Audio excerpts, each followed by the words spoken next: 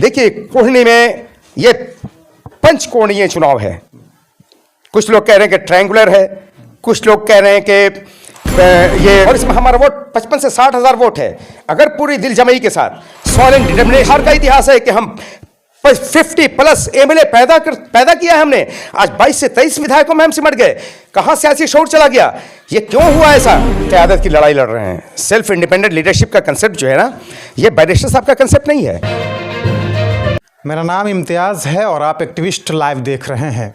तो दोस्तों, मैं इस वक्त, जैसे कि आप सभी जानते हैं कि कोढ़नी विधानसभा में उपचुनाव हो रहे हैं, उसी की सरगर्मी लगातार तेज है। सभी पार्टी जो है ना और सभी कार्यकर्ता अपने अपने स्तर से चुनाव कैंपेनिंग कर रही है। तो उसी में मैं जो हूँ ना, इस वक्त अभी मैं ऑल इंडिया मजलिस इत्तेहादुल मुस्लिमीन के बैनर तले इस पार्टी ऑफिस में मौजूद हूँ और यहाँ पे मुझे मिल गए हैं झारखंड प्रदेश अध्यक्ष जनाब शाकिर साहब। तो मैं सोचा कि चलिए यही शुभ मुहूर्त है, उनसे जान लेते हैं कि वो उतने दूर से चल कर आए हैं तो पार्टी के किस बेसिस पे वो चुनाव लड़ रहे हैं, क्या कुछ मुद्दों के साथ वो चुनाव लड़ रहे हैं। शाकिर साहब, सबसे पहले स्वागत है आपका। बहुत बहुत शुक्रिया जनाब। शाकिर साहब, आप चूँकि झारखंड से आते हैं और आपका आना बिहार में हुआ है, तो क्या मुद्दों के साथ आप इस बिहार के सरजमीन पे अपना प्रत्याशी और जीत के दावे के साथ उतर रहे हैं? देखिए, जैसा कि आपको मालूम है कि हमारे क़ायद आज़म हिंद, हमारा इस पार्टी के सुप्रीमो जनाब बैरिस्टर असदुद्दीन ओवैसी साहब अभी गुजरात के विधानसभा चुनाव में और Delhi municipal corporation of Delhi के चुनाव में काफ़ी बिजी हैं। और हमारी जो और टॉप लीडरशिप है, चाहे वो महाराष्ट्र की हो, इवन हमारे बिहार के प्रदेश अध्यक्ष अख्तरुल इमान साहब भी अभी गुजरात से लौट कर दिल्ली में उनकी कैंपेनिंग चल रही है। तो जाहिर सी बात है, यहाँ इस कोढ़नी विधानसभा क्षेत्र में कैंपेनिंग की ज़रूरत थी। उसी के तहत हम अपने प्रत्याशी जनाब गुलाम मुर्तज़ा अंसारी साहब को असिस्ट करने ना, उनकी मदद करने के लिए यहाँ इस क्षेत्र में कैंपेनिंग करने के लिए हम लोग आए हैं। और जाहिर सी बात है कि हमारे मुद्दे, जहाँ तक मुद्दों की बात है, हमारे मुद्दे रोज़े रोशन की तरह आया हैं। हमारे हेल्थ सेक्टर में, एजुकेशन सेक्टर में, या अभी मैं तो कहता हूँ कि जो मौलिक अधिकार बाबा साहब भीमराव अम्बेडकर साहब ने जो तमाम भारतवासियों को दिए हैं, उन फंडामेंटल राइट्स की बात छोड़ दीजिए, उन मौलिक अधिकारों की बात छोड़ दीजिए, उन आइनी हुकूक की बात छोड़ दीजिए। इससे भी ऊपर एक हक़ होता है जिसको हम पैदाइशी हक़ कहते हैं, बर्थ राइट कहते हैं, जन्मसिद्ध अधिकार कहते हैं। हमको तो हमारे मौलिक अधिकारों की बात तो बहुत दूर की रही, हमको हमारे जन्मसिद्ध अधिकार तक अब नहीं मिले हैं। क्योंकि इस दुनिया की धरती पर पैदा होने वाले हर इंसान का ये पैदाइशी हक़ है कि उसको खाने के लिए अन्न दिए जाएं, पीने के लिए शुद्ध जल दिए जाए, चलने के लिए सड़कें दी जाएं, जीवन की दूसरी सुख सुविधाएं प्राप्त करने के लिए बिजली की सुविधाएं दी जाएं, किसानों के खेत में पानी दी जाए। लेकिन हम देख रहे हैं कि आज इस पूरे देश का और ख़ास करके इस प्रदेश का जो हालात हैं और हमारे जो हालात हैं, आज जितनी भी सो कॉल्ड सेकुलर पार्टियाँ हैं, उनका वजूद हमारे वोट से बरकरार है, उनके वोट हमारे वोट से कायम है। देखिए, मैं यहाँ किसी की शिकायत करने, किसी की गीबत करने नहीं आया, किसी की कमी निकालने नहीं आया। कमी हम अपनी तलाश करने आए हैं कि आखिर हम कहाँ पे डैमेज हो रहे हैं, हमारा नुकसान क्यों हो रहा है। 70 साल ये चुनावी इतिहास जो है, उसमें हम मार कहाँ खा रहे हैं, हमसे गलती क्या हो रही है। हम जब गौर करते हैं और बहुत गौर से माइन्यूटली इसकी स्टडी करते हैं, तो हम इसी नतीजे पे पहुँचते हैं कि हम सेकुलर नहीं है बल्कि डेड सेकुलर हो गए हैं।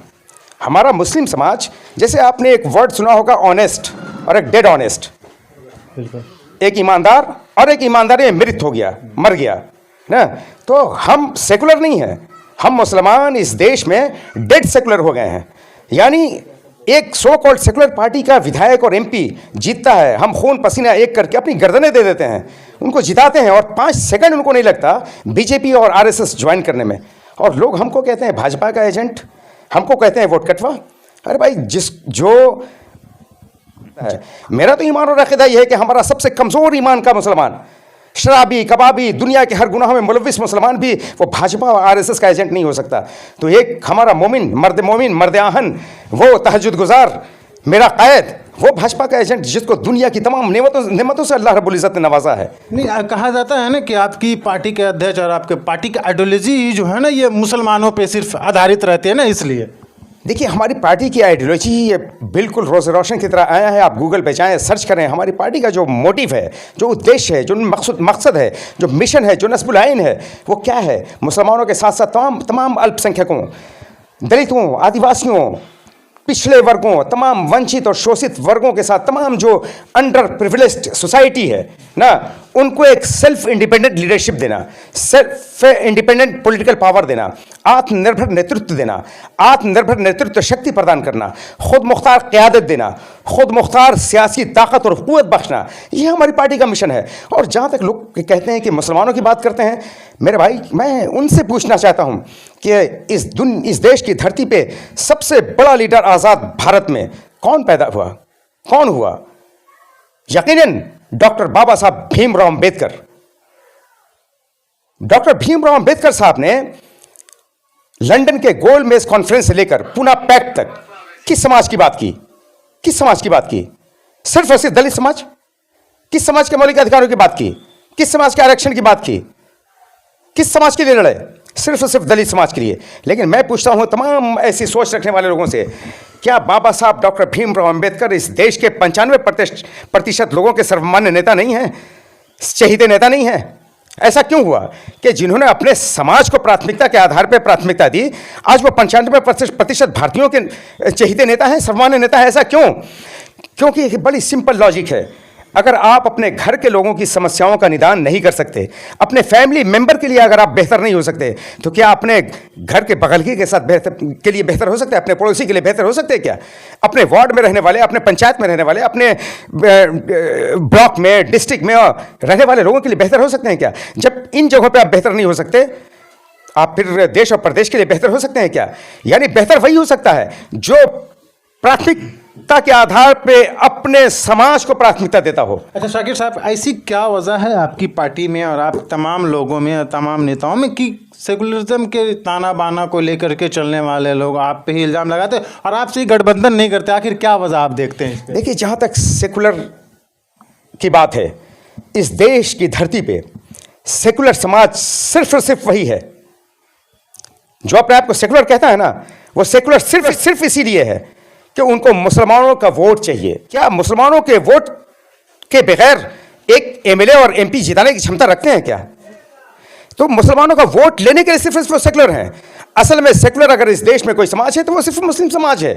भाजपा और जेडीयू तो कह रहे हैं ना शाकिर साहब कि आप सिर्फ मुसलमानों की बात करके मुसलमानों को वोट लेकर के जीत थोड़ी जा रहे हैं। आप तो भाजपा ही को जिता रहे हैं। जेडीयू भाजपा से कह रही है, भाजपा कह रही है कि आरजेडी से, ऐसे करके। देखिए, हम अपनी क़यादत की लड़ाई लड़ रहे हैं। सेल्फ इंडिपेंडेंट लीडरशिप का कंसेप्ट जो है ना, ये बैरिस्टर साहब का कंसेप्ट नहीं है। ये इस दुनिया के किसी इंटेलेक्चुअल का, स्कॉलर का और फिलोसफर का ये कंसेप्ट नहीं है।